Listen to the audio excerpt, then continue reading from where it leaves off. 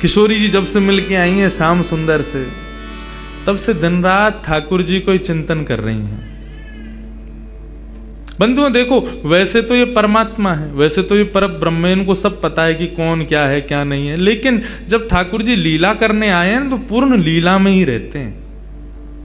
उस समय ये भाव नहीं है कि किशोरी जी क्यों याद कर रही हैं ठाकुर जी को, वे तो भगवान है, वे तो जानती हैं कि कौन श्याम सुंदर कैसे क्या, तो फिर ये क्या है। अरे भाई, जब ठाकुर जी लीला में पधारते हैं तो पूर्ण लीला के होके आते हैं। श्रीनाथ जी अपने मंदिर में विराज रहे थे, गुसाई जी सेवा कर रहे थे, इतने में ही एक बिल्ली घुस गई भीतर।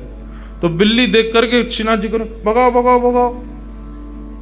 गुसाई जी बोले, आप परम ब्रह्म परमात्मा, पूरे विश्व के जगदाधार, पूरे विश्व को बनाते हो, या बिल्ली से डर रहे हो?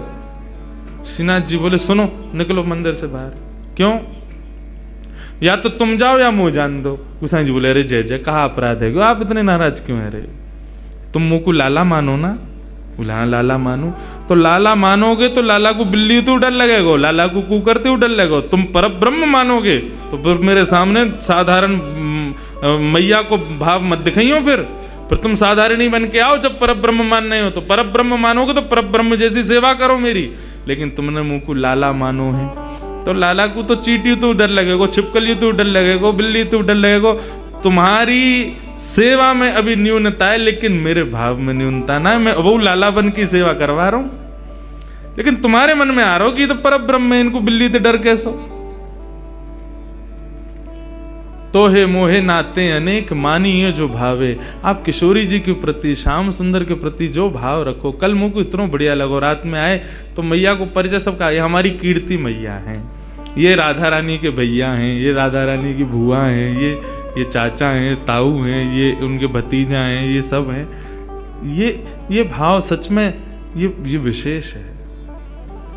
और एक बार को एक बात बोलूं, आपने केवल कहने को किशोरी जी से कही कि मैं आपको चाचा हूं। आप एक बार को कभी है सके अपने कर्तव्य को भूल जाओ, लेकिन किशोरी जी नहीं भूलेंगी। तुमने कही है कि तुम मेरे चाचा हो, तो चाचा वारो कर्तव्य निभाओ। ठाकुर जी की भक्ति में तीन चीज बहुत जरूरी, विश्वास, दूसरा संबंध, और तीसरा समर्पण। जब तक ठाकुर जी की भक्ति में कोई संबंध ना हो, विश्वास ना हो, समर्पण ना हो, सबसे पहली सीढ़ी है विश्वास। विश्वास करो, हाँ। दूसरी सीढ़ी है कोई भी संबंध, और संबंध भी आप पूछो हम ठाकुर जी से कौन सा संबंध बनाए। देखो, संबंध जैसे पुत्र होता है ना, तो आप पूछोगे नहीं कि मैं इसका पिता बनूंगा अब। अरे पुत्र हुआ तो पिता हो ही आप उसके। संबंध कभी बनाए नहीं जाते, संबंध हो जाते हैं। ठाकुर जी को देख के जो भाव प्रकट हो वही ठाकुर जी को मान लो। और कई लोग ऐसे कहते हैं हमारा कोई भाव ही प्रकट नहीं होता, तो अभी कथा सुनो, सत्संग करो, संतों का संग करो। अभी तो तुम स्कूल में प्रवेश करने लायक ही नहीं हुए हो, तो फिर ठाकुर जी संबंध कैसे बनाओगे? पहले अपनी संगत सुधारो, अपनी रंगत सुधारो, अपना सब कुछ सुधारो। जिस दिन ठाकुर जी को देख के कोई भाव आ जाए, उस दिन समझना अब मैं योग्य हो गया ठाकुर जी संबंध बनाने के। उस दिन उसी भाव से ठाकुर जी से, किशोरी जी से संबंध भाव रख लो। तो किशोरी जी अब चिंतन कर रही हैं ठाकुर जी का।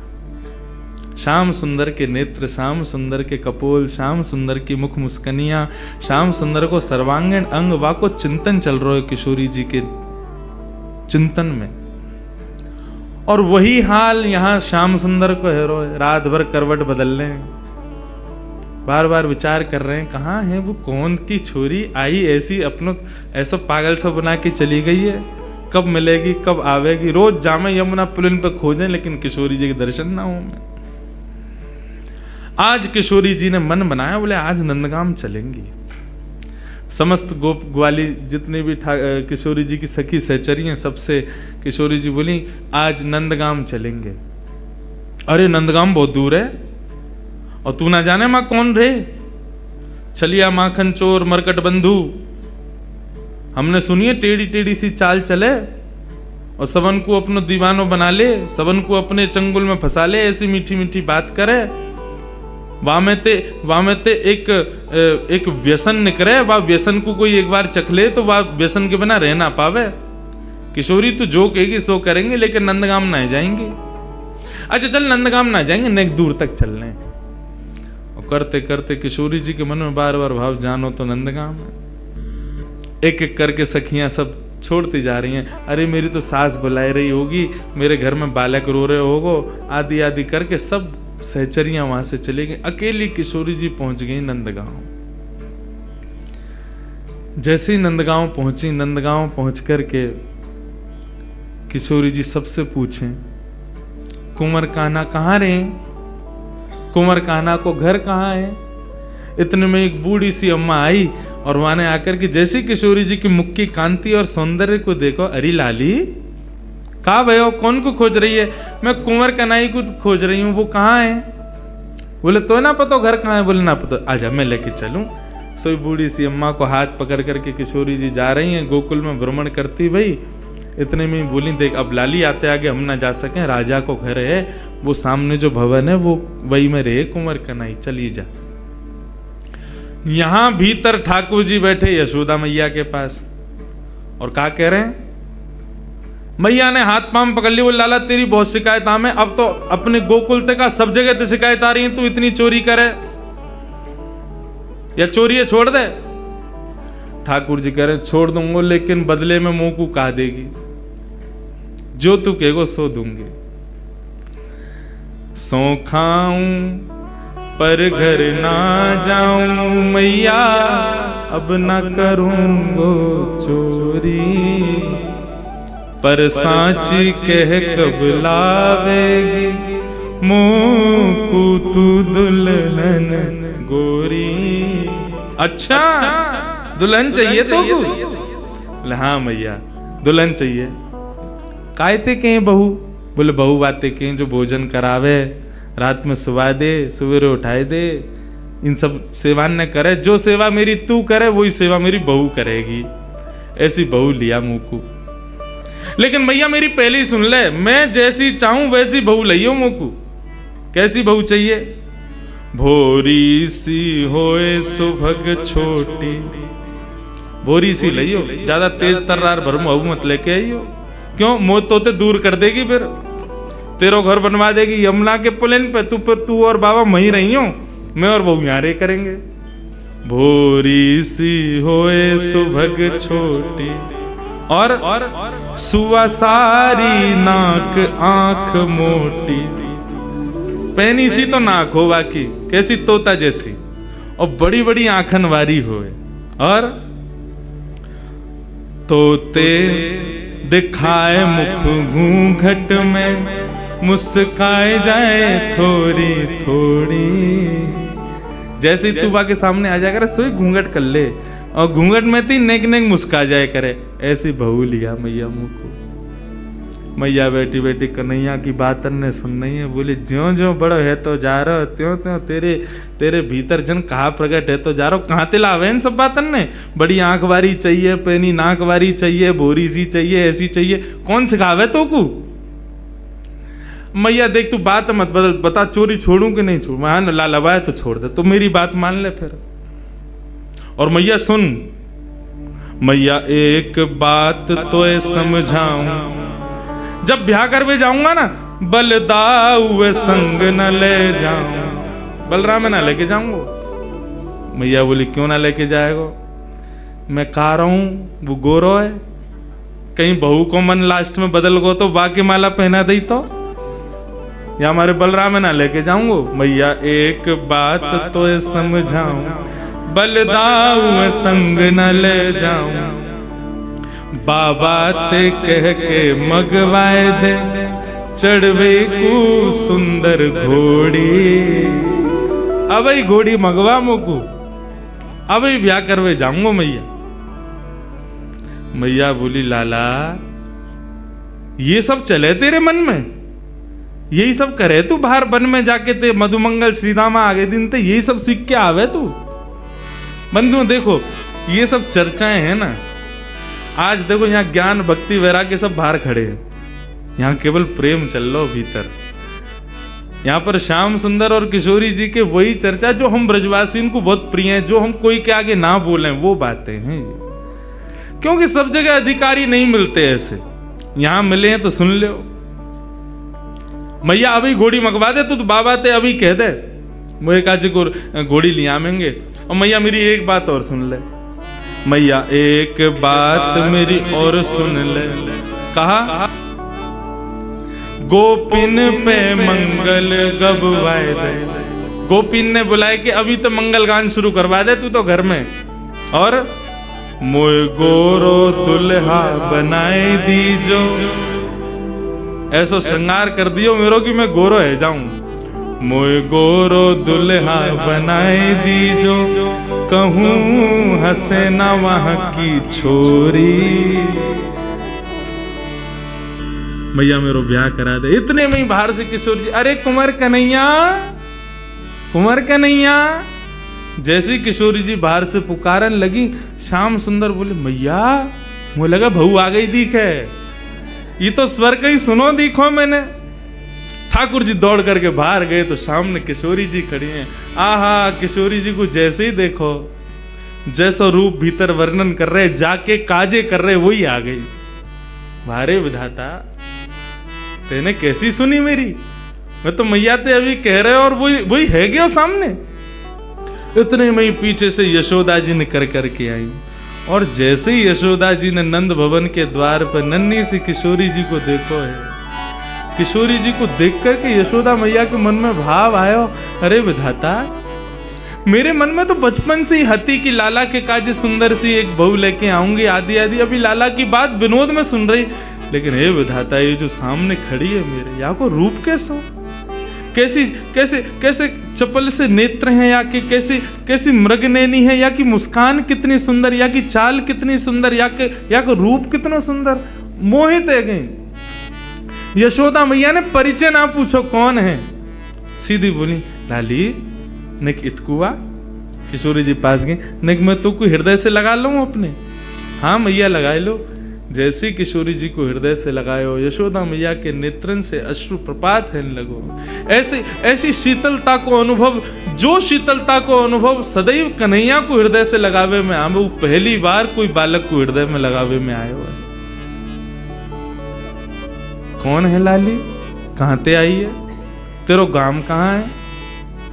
मैया तुम बढ़िया ते जानो मुझे, कौन हो? मैं वृषभानु जी की लाली हूं। कीर्ति मैया, मेरी मैया आपकी बड़ी अच्छी सहेली। अच्छा,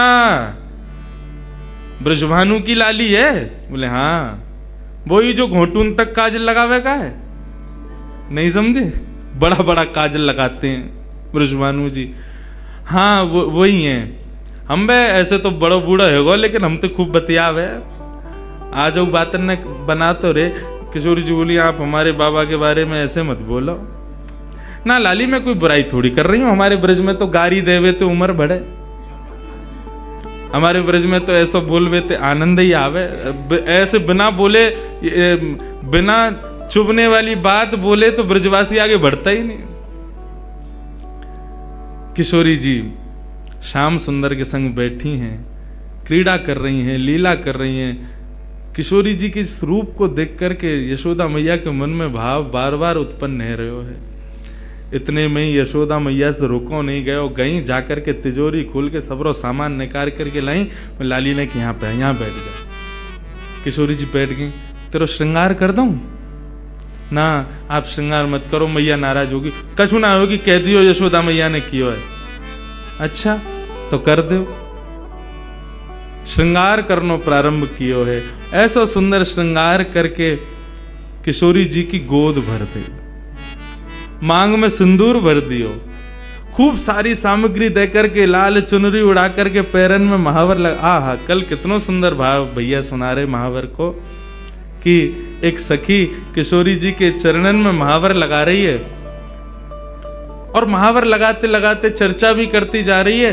तो महावर लगा के भूल गई कि मैंने कौन से पामन में महावर लगाए हो। तो किशोरी जी से पूछे, अरे किशोरी जी मैंने कौन से चरणन में महावर लगाए हो? क्योंकि किशोरी जी के चरणन को रंग और महावर को रंग एक जैसा, भूल गई मैंने महावर कहाँ लगाए हो। तब किशोरी जी अपने पाम को उठा के, और जो पाम भारी होवे बाकी कहीं या में लग गए हो, ये हल्को है, या में ना लगो। मतलब इतनी कोमल कि महावर के भजन से वो किशोरी जी के चरण भारी है रहे। कैसा सुंदर भाव।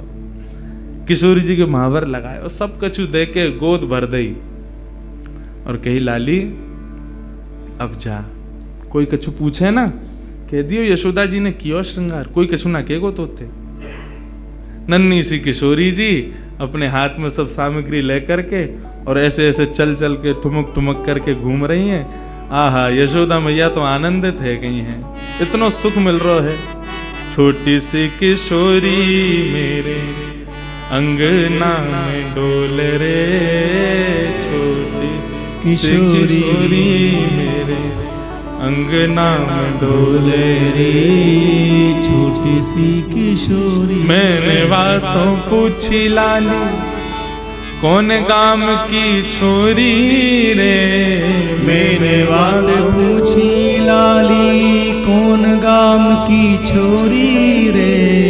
हंस हंस के बताए मैं तो बरसाने की छोरी रे, हंस हंस के बतावे वो तो बरसाने की छोरी रे। छोटी सी किशोरी मेरे अंगना में डोल रे, छोटी सी किशोरी मेरे। नन्ही सी किशोरी जी खूब सारी सामग्री को अपने गोद में भर के और कन्हैया को इशारा करके वहां से चली गई, मिल के चली गई और बोली अब तुम आई हो हमारे यहाँ। ठाकुर जी बोले आऊंगो, ऐसे ही आऊंगा मैं भी, अब तुमने आई हो तो मैं भी आऊंगा, अब चाहो। अब वहाँ कीर्ति जी पूरे बरसाने में खोज रही है मेरी लाली कहाँ चली गई। छोटी सी लाली भोरी सी है, कोई बहका के ले गए हो बाकू, सब जगह खोजें लेकिन कहीं दिखे नहीं। इतने में ही देखो नंद भवन के मार्ग से और किशोरी जी तो महाराज वैसे ही सुंदर, और इतनो सुंदर श्रृंगार यशोदा मैया ने कियो। पत्रावली को श्रृंगार कियो है किशोरी जी के, सुंदर सुंदर पत्रावली बना करके किशोरी जी को श्रृंगार कियो। जैसे ही किशोरी जी आई कीर्ति दौड़ करके गई, हृदय से लगायो लाली तू कहां गई, मैं कब तक खोज रही। और ये कहा भयो, ये तेरी मांग कौन ने भर दी, और ये तेरे होटन पे लाली मां कौन ने रच दी।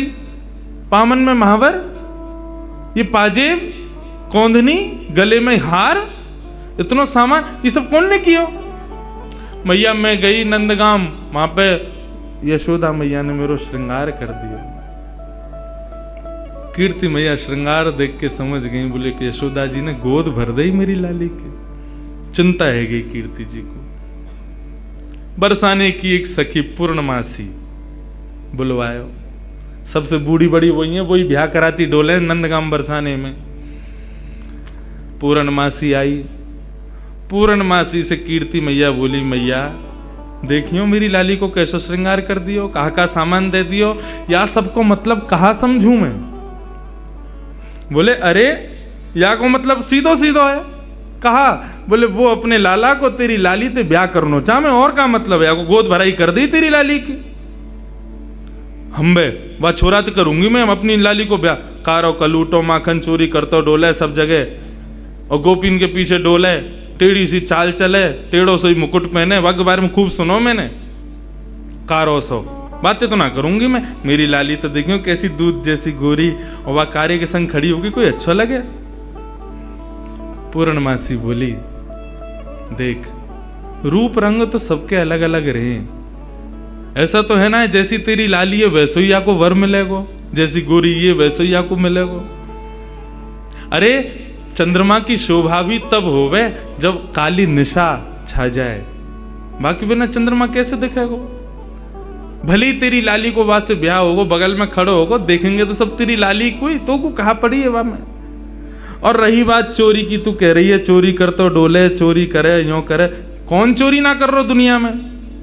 जगत में जो देखे सब चोर, दुनिया में सब चोर हैं, कौन चोरी ना कर रहा है।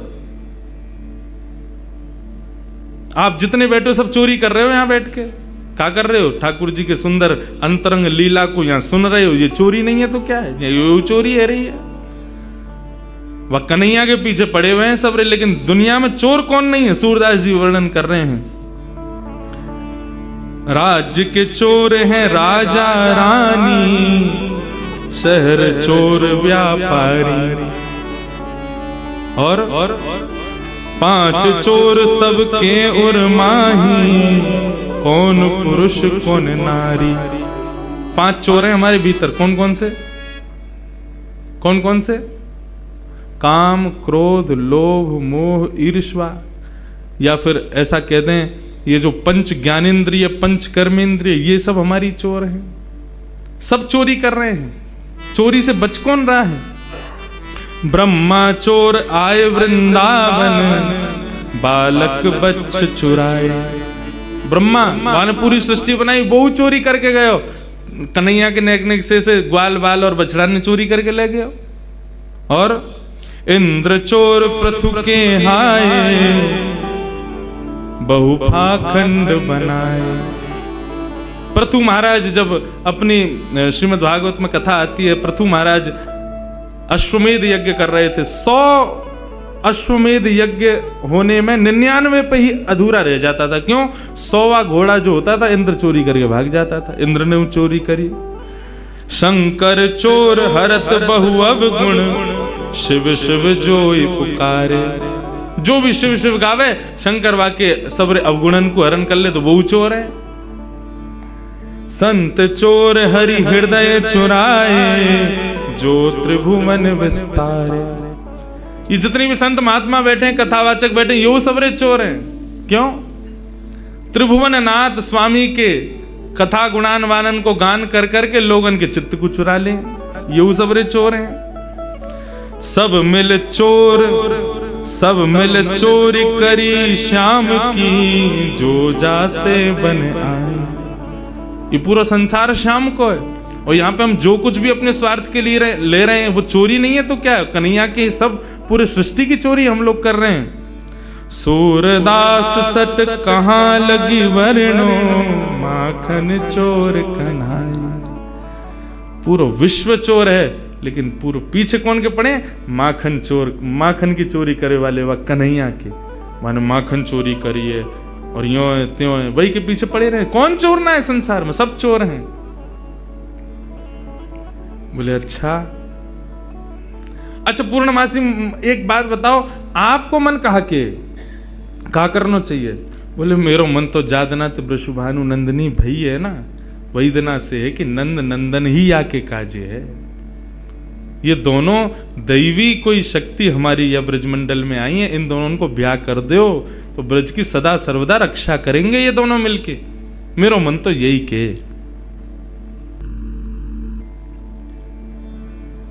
कीर्ति बोली तो फिर एक काम करो, एक बार आप चुपके थे कैसे कन्हैया को ले आओ बरसाने।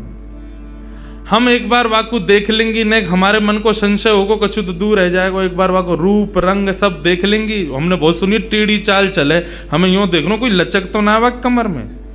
एक बार तुम लेके आओ वाको, वो टेढ़ो जानबूझ के चले कि कोई वाके कोई शरीर में कोई दिक्कत है। और कारो कारो कारो सब कहें तो फिर ये सबरी गोपी काय को पागल बनी रहे वाके पीछे। वैसी सबरी कहेंगी कारो, और वैसे यूं कहेंगी आज कन्हैया ने हमारे घर चोरी ना करी, हमारे घर ना आवे, हम ते प्रेम ना है। ऐसो कारो कैसे कि सबन के चित्तन ने चुरावे। हे पूर्णमासी तुम ही लेके आओ बाकू। पूर्णमासी बोली ठीक है जाऊं, मैं ही लेके आऊं। पूर्णमासी चल के जा रही है। नंदगाम के कुंवर कन्हैया अपने ग्वाल बालन के संग अटारी पर बैठे। वहीं ते दूर ते दिख गई पूर्णमासी आ रही है। ठाकुर जी ये तो सब पता ही है। पूर्णमासी भी थोड़ी ने ठाकुर जी की तरह लचक लचक के ही चले। मधुमंगल बोलो अरे कौन आ रही है ये लचकी सी? ठाकुर जी बोले वही आ रही है, 2 साल पहले आई कही तेरे पास, तेरा ब्याह करावे काज। ओ अच्छा तो वही आ रही है। काई को आ रही भैया? बोले वही के काजे आ रही होगी, जाके काजे आवे, सबन को ब्याह ही कराती डोले। इतने में पूर्णमासी आ गई। मधुमंगल गयो, आओ आज कौन को लेके आई हो संबंध? बोले कोई को लेके आई हूं, तेरो तो ना हेरो, 2 साल ते लगी भई हूं, अब आगे ना होगा, तू तो यूं ही रहेगो, कुंवारो ही रहेगो, तो कौन ब्याह करे? ये सब ब्रज की लीलाएं हैं। ठाकुर जी से कही लाला कल बरसाने आ जाइयो, और सुन ये सबरे गोबर चोटन ने मत लेके आइयो संग में, दूसरे इनके छत्तन पे सूख रहे कंडन ने चुराते रहे। कौन ते कह रही है री? मधुमंगल श्रीराम बोले हम तुम ते कह रही हूं। लाला कल सुंदर सो बन के आइयो हैं, वहां पे सब गोपी ग्वाल तेरो सब इंतजार करेंगे और कल तेरी मुंह दिखाई होगी वहां पे, सुंदर सो श्रृंगार करके आइयो। और मैंने तेरी बात छेड़ दी है कीर्ति से, और बढ़िया कल वहां पे ऐसे लचक के मत आइयो, नहीं बाकी सी चाल जो चले का है सीधो सीधो आइयो, सुंदर बन के आइयो, तेरो ब्याह है जाएगो। अब तो ठाकुर जी मनी मन विचार कर रहे हैं, बोले हमें तो केवल किशोरी जी के दर्शन करने हैं, ये कहा पूरा वहां पे बरसानो इकट्ठा होगो, सब हमसे मिलेंगे, पूछेंगे, देखेंगे, भारेंगे, जन कहा हुए को। ठाकुर जी बोले कल जावे की बजाय हम आज ही हुआ मैं। श्री मलुकदास जी महाराज का पद है, जोगी रंग भी नाया, अच्छा श्रृंगी नाद बजाया, जोगी रंग भी नाया, अच्छा श्रृंगी नाद बजाया। ठाकुर जी एक जोगी बन करके जा रहे हैं। पूर्णमासी बोली सुंदर से बन के आई हो, श्रृंगार करके आई हो, ऐसे आई हो, वैसे आई हो। लेकिन ठाकुर जी बोले सबके सन्मुख नहीं जाऊंगा, मैं तो एकांत में किशोरी जी के केवल दर्शन करके आऊंगा, उनसे मिल के आऊंगा, रूप बदल करके जाऊंगा। छद्म वेश धारण करके जा रहे हैं। और कैसे बन के जा रहे हैं? श्री मलुकदास जी वर्णन करते हैं, ठाकुर जी जोगी बन के जा रहे हैं। जोगी रंग भी नाया, अच्छा श्रृंगी नाद बजाया, जोगी रंग भी नाया, अच्छा श्रृंगी नाद बजाया। हाँ जोगी रंग भी नाया, अच्छा श्रृंगी नाद बजाया, जोगी रंग भी नाया, अच्छा श्रृंगी नाद। अब पूरे पद को सुनना, एक एक शब्द सुनना, ठाकुर जी ने कैसा श्रृंगार किया है अपना। आहा इतना सुंदर भाव। मोतिन लर अलक गंगा, मानो जटा जूट में गंगा, मोतिन लर अलक गंगा, मानो जटा जूट में गंगा। एक शंकर जी का रूप धारण किया ठाकुर जी ने, शिव स्वरूप धारण करके जा रहे हैं। एक जटा बनाई अपने घुंघराले केशन की, और वह जटा में अकौआ के पत्ता से निकलवे वाले दूध को लगा लियो, सो जटा बन गई। और जटा बना करके वहां में ऐसे मोतीन की धार, मोतीन की लड़ लगाई कि मानो ऐसा लग रहा हो ऊपर से गंगा जी निकल रही हूं। हाँ मोतिन लर अलग गंगा, मानो जटा जूट में गंगा। ओ मोतिन लर अलग गंगा, मानो जटा जूट में गंगा। हाँ मानो जटा जूट में गंगा। ओ मानो जटा जूट में गंगा। हाँ जोगी रंग भी नाया, ओ अच्छा श्रृंगी नाद बजाया। जोगी रंग भी नाया, अच्छा श्रृंगी नाद बजाया।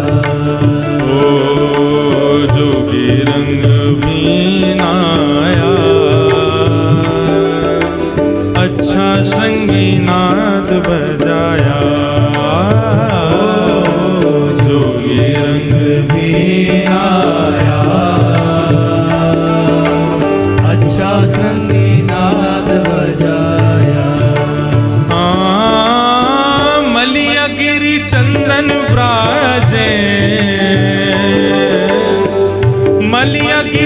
भस्म ब्राजे,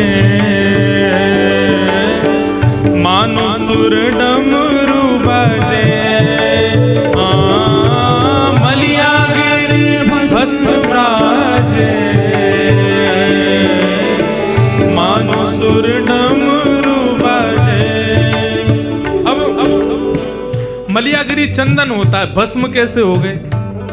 इसका भाव बताते हैं कि ठाकुर जी ने अपने सर्वांगीण अंग पे लगाई तो मलियागिरी चंदन है, लेकिन किशोरी जी से मिलने की जो उत्कंठा ज्वाला हृदय में प्रकट हो रही है, उस ज्वाला से आने वाले ज्वर से मलियागिरी चंदन जल करके भस्म बन गया है।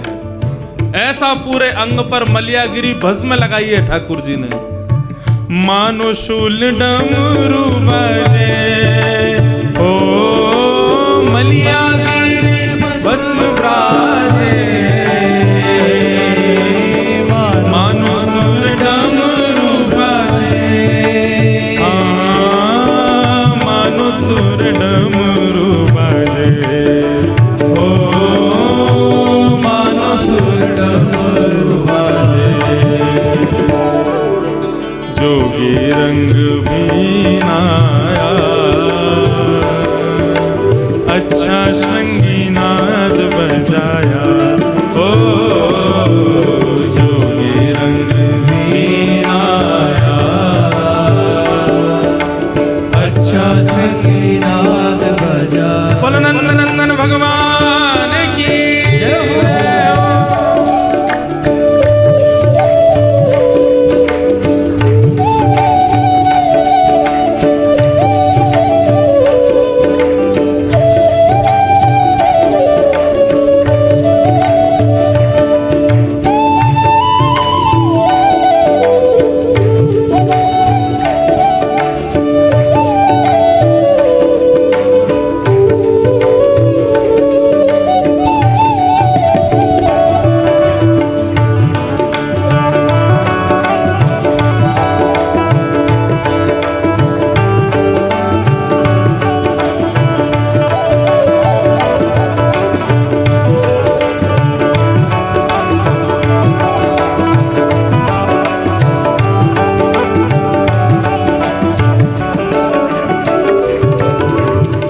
जोगी को भेष धारण करके, शिव स्वरूप धारण करके ठाकुर जी पहुंच गए बरसाना। अब बरसाने में अलग निरंजन डमरू बजाते हुए घूम रहे हैं पूरे बरसाने में। इतने में ही कछु गोपी आई, सखी आई किशोरी जी की, आकर के बोली बाबा कहाँ ते आए हो, कौन हो आप? ठाकुर जी बोले हम सन्यासी बाबा हैं, हिमालय से आए हैं। अच्छा कहा करो आप? बोले हम लोगन की शक्ल देख करके ये बता दें वहाँ को ब्याह कब होगो, कौन ते होगो। अच्छा ये गुण है आपको? बोले हाँ ये हमारा गुण है। सब गोपी बोली तो फिर तो हमारी किशोरी जी को देखो आप, उनको बताओ उनको कहा होगो। कौन किशोरी जी? बोले हमारे बरसाने की राजकुमारी हैं, नहीं उनको बताए तो उनको ब्याह कौन ते होएगो, लेके चलो हमें। अब तो जैसे ही महाराज लेकर के गए किशोरी जी के सन्मुख जाकर के जैसे ही खड़ो कियो है, इनको बताओ इनको ब्याह कौन थे होगो। ठाकुर जी पहले तो बहुत देर तक देखते रहे, मंद मंद मुस्कुरा रहे हैं। किशोरी जी भी नेत्र देख के समझ तो गई ये कौन आए हैं बन के। बाबा आप बतावे आए हो, देखवे ना आया है, घूरो मत हमारी किशोरी है। बोले ना मैं तो बस ऐसे ही देख रहा हूं। ये बताओ कालो टीका लगाओ कि ना इनके कान के पीछे? उन्होंने लगाओ, अभी लगाओ नजर लग जाएगी, इतनी सुंदर लग रही हैं, सामने खड़ी हुई हैं। तुरंत एक गोपी ने कालो टीका लगाया। हाँ बताओ हमारी किशोरी जी को कौन से ब्याह होगा? ठाकुर जी बोले रुको घूम घूम के देखना पड़ेगा। घूम घूम के चारों ओर से देखते देखते देखते किशोरी जी के बगल में जाकर के खड़े है गए। गोपी बोली कहा? बोले बता तो दही कौन से ब्याह होगा? बोले कौन से होगा? बोले जो बगल में खड़ो बैठे होगा। इनके काजे मोते बढ़िया कोई ना मिलेगा। एक सखी आई आकर के दोनों को, ए बाबा दूर हट, कैसी बात करे, हमारी किशोरी जी के बगल में झांकू मत जाइयो। तो जैसे बाबा ने अकल ठिकाने लगाती डोले, जैसे ही ठाकुर जी दूर किए, ठाकुर जी तो मंत्र मुग्ध है गए। श्री मलुकदास जी वर्णन कर रहे हैं, जोगी छवि बाबरो डोले,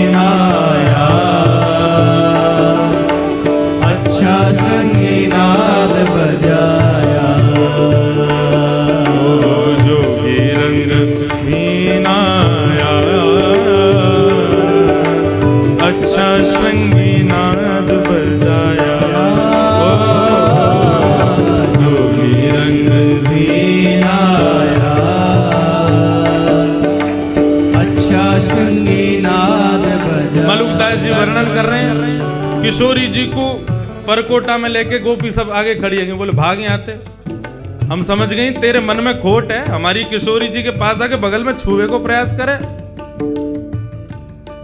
ठाकुर जी बोले ठीक है हम चले जाएंगे, लेकिन वाते पहले हम अपनी सिद्ध की हुई भभूति देके जाएंगे सबन को। गोपी बोली हमको ना चाहिए, बोले भभूति तो हम देंगे। और हाथ में भभूति लेकर के मलियागिरी चंदन की समस्त गोपीन के ऊपर जैसे ही फूंकी, सारी गोपी मूर्छित होकर के गिर गई। ठाकुर जी किशोरी जी को लेकर के वहां से भाग गए। और मलुकदास जी कह रहे हैं, मोहन मंत्र फूंक दे मारी, सब ब्रज मोहिनी डारी। मोहन मंत्र फूंक दे मारी, सब ब्रज मोहिनी डारी। हाँ सब ब्रज मोहिनी डारी, हाँ सब ब्रज मोहिनी डारी। जोगी रंग बीनाया,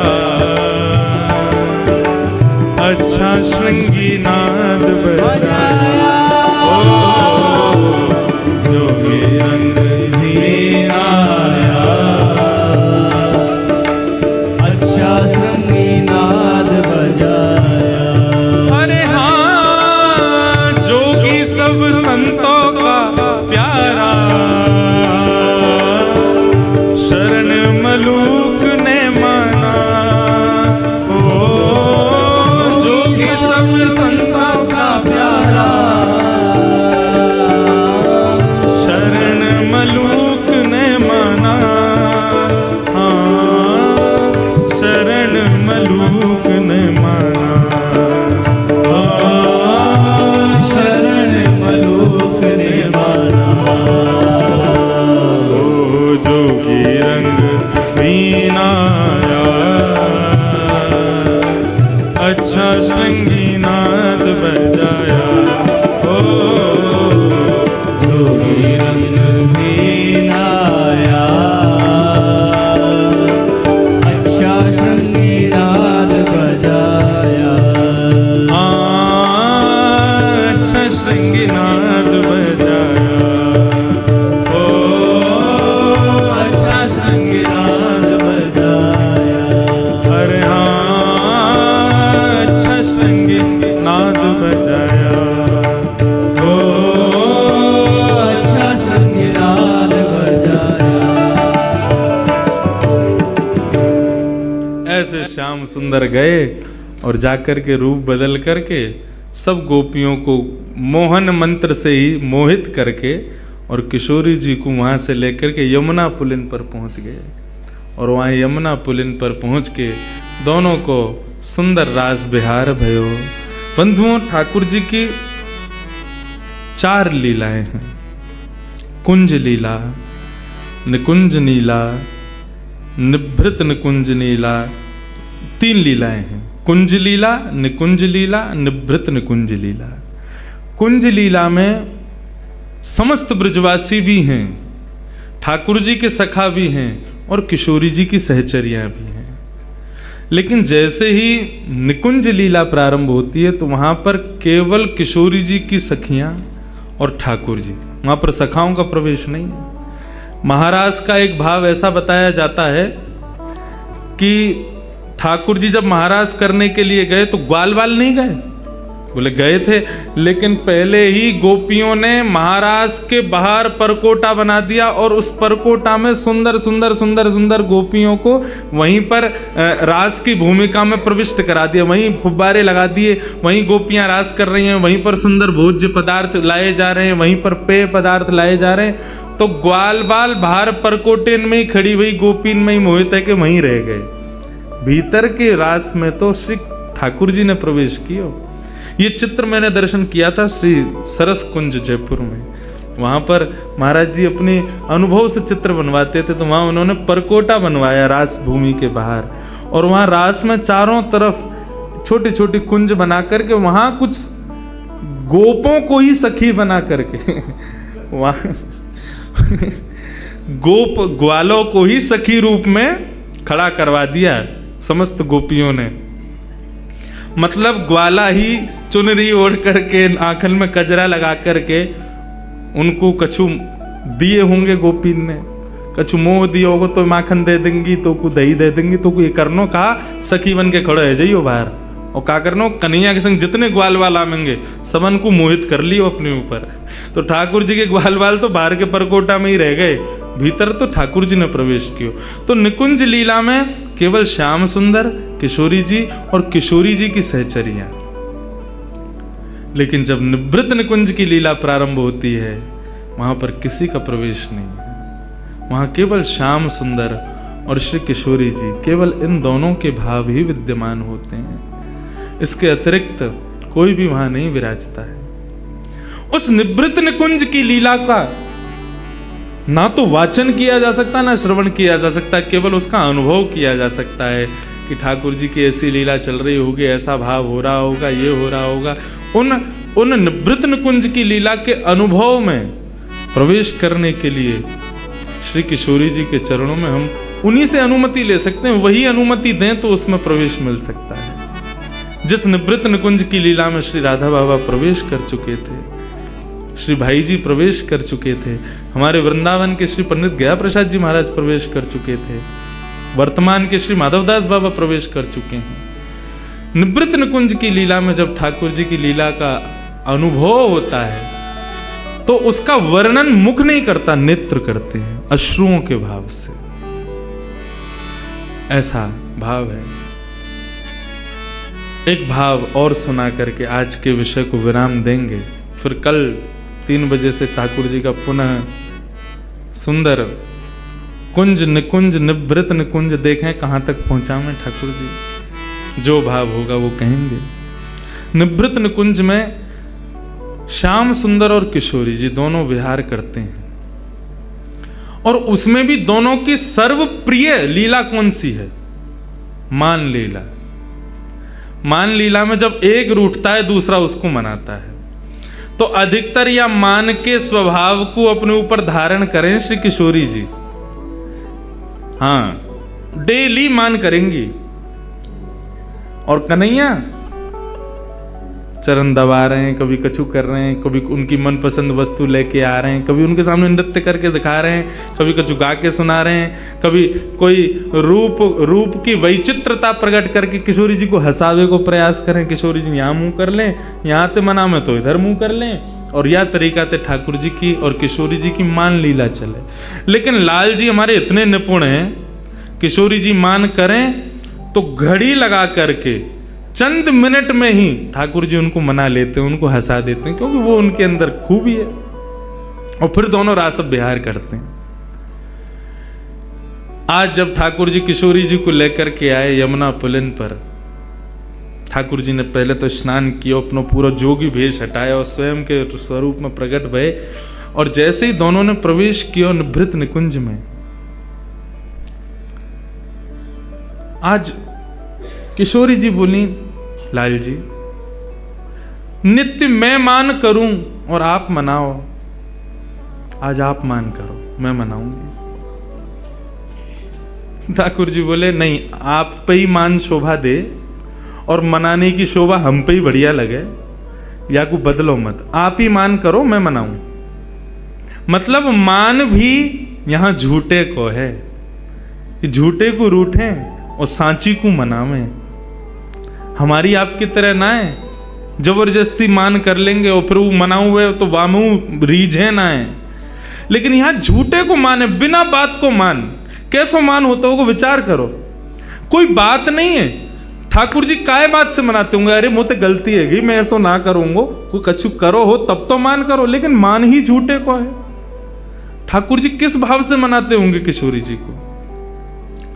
लेकिन आज किशोरी जी बोली नहीं, आज आपको हमारी बात माननी पड़ेगी, आप मान करो, हम मनाएंगे।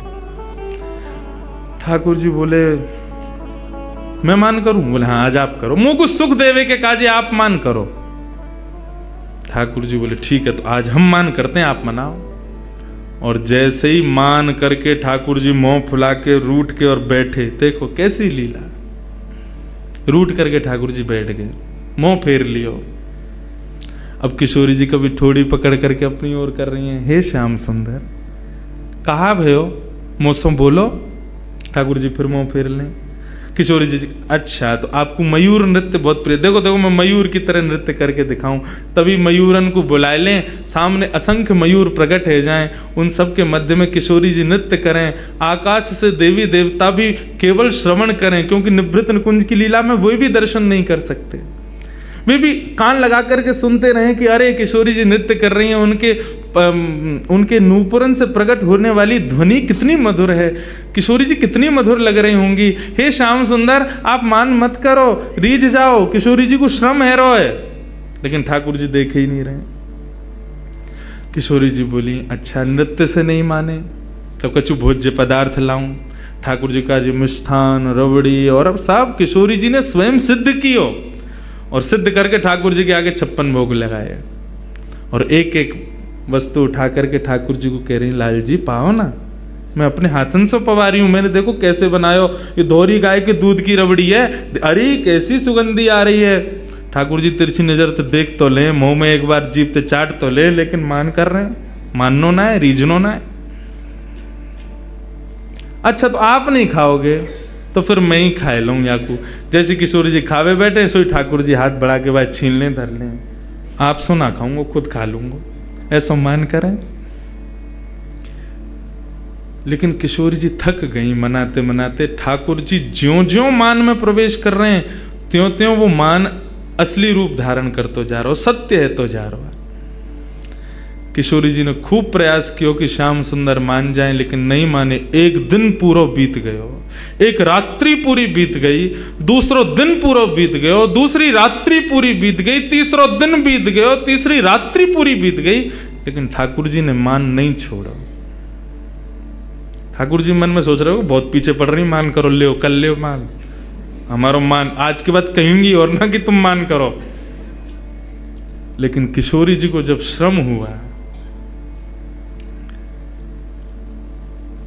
मनाते मनाते मनाते जब हार गईं, तो किशोरी जी नीचे नजर करके ऊपर एक अटारी पर, एक शिला पर श्याम सुंदर बैठे हैं, और किशोरी जी नीचे हाथ रख के बैठी हैं, और श्याम सुंदर को बार बार देख रही हैं। बोले आपको 3 दिन से हमने मुस्कुराते भय ना देखो, आपके चेहरे पर एक प्रसन्नता ना देखी, लाल जी आप जानो ये कितनों कष्ट दे रहे हो हृदय को, एक बार मान जाओ श्याम सुंदर। लेकिन ठाकुर जी नहीं माने। किशोरी जी के नेत्र से विरह के अश्रुबिंदु जब प्रकट हुए, और उन अश्रुबिंदुओं ने जब नेत्रों से गिर करके पृथ्वी का स्पर्श किया, जैसे वो अश्रुबिंद पृथ्वी पर गए, पृथ्वी का स्पर्श करते पृथ्वी के नीचे बह रही हैं यमुना, यमुना में जैसे ही उस अश्रु ने प्रवेश किया, यमुना का जल उष्ण हो गया, गर्म हो गया, लाल पड़ गया, बिल्कुल खौलने लगा। यमुना तुरंत अपने भैया यमराज के पास जाती हैं और यमराज से कहती हैं, यमराज तुम्हारे नरक में क्या इतनी वेदना किसी को दी जाती है जितनी वेदना अभी किशोरी जी को हो रही है। यमराज जी जब उस अश्रुबिंद का दर्शन करते हैं, कहते हैं यमुना हमारे नरक में भी इतनी वेदना, इतना कष्ट किसी को नहीं दिया जाता जो कष्ट आज किशोरी जी को हो रहा है, कृष्ण विरह का। यमुना जी से सहन नहीं होता, तुरंत यमुना जी प्रकट हो जाती हैं और कहती हैं, हे राधिके आपको ये कष्ट किसने दिया, हमें बताओ। तब किशोरी जी कहती हैं, श्याम सुंदर मान करके बैठे हैं, 3 दिन है गए, रीझ नाए रहे हैं। यमुना जी बोली, इनको बड़ो गुमान है ना अपने रूप को, अपने स्वरूप को, अपने सवरे भावन को, यही मारे इतनो तगड़ो मान किया है। हमारी किशोरी जी को वेदना है रही है, लेकिन ये अपना मान नहीं छोड़ रहे हैं। रुको किशोरी जी आप यहीं विराजो, या कन्हैया को तो मैं देख के आऊं। और यमुना जी महाराज गईं, जाकर के अपनी श्रृंगार पेटिका खोली, श्रृंगार पेटिका खोल करके श्याम सुंदर जैसो श्रृंगार कियो, क्योंकि कालिंदी हैं, बिल्कुल श्याम जैसो ही रंग है उनको। टिपारा धारण कियो, गले में माला धारण करी, कचकाचनी पहनी, हाथ में वंशी लई, लकटी लई, माला पहन करके सुंदर जैसे ही किशोरी जी के सामने आई, मुस्कुराती भाई। किशोरी जी बोली, श्याम सुंदर आप रीझ गए? बोले, श्याम सुंदर नहीं हूं, यमुना हूं। यमुना? तुम तो बिल्कुल ऐसे लग रही हो जैसे मानो श्याम सुंदर हो। बोले, तो वही तो, ये अपने रूप से सबन को वेदना प्रदान करें, आज इनके रूप से इन्हीं को वेदना दूंगी मैं। और जैसे कन्हैया चलें, जैसे बैठें, जैसे बोलें, जैसे हंसें, बिल्कुल यमुना जी ने वही रूप धारण कर लियो। ठाकुर जी मान करके बैठे, इतने में नूपुरन की छम छम छम छम आवाज आई। ठाकुर जी बोले, ये तो मेरे नूपुरन की ध्वनि है, मैं तो यहां बैठा हूं, फिर मेरे नूपुरन की ध्वनि पीछे से कैसे आई? ठाकुर जी अपने नूपुरन को बजा में बोले, मेरे नूपुर तो मेरे पास है, फिर ये कौन आयो?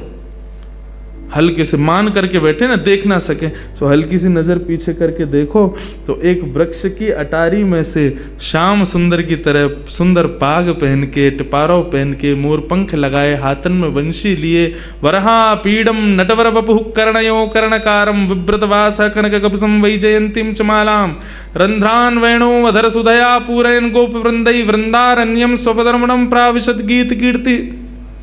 ठाकुर जी का वो वेणु रव का स्वरूप, जिस पर समस्त गोपियां न्यौछावर रहती हैं, वही रूप एक सुंदर वृक्ष की ओट में से प्रकट हो रहा है।